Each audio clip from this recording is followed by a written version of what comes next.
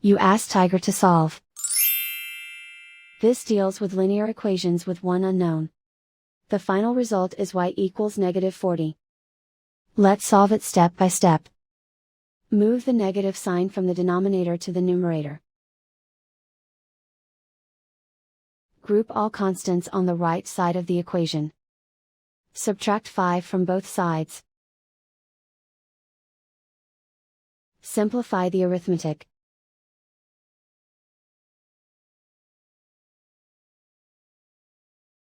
Isolate the y. Multiply both sides by 4. Group like terms.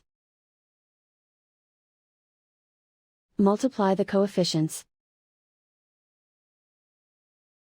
Simplify the arithmetic.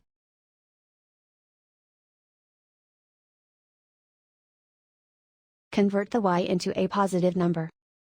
Multiply both sides by -1. Remove the ones. Simplify the arithmetic. And so the final result is y equals -40.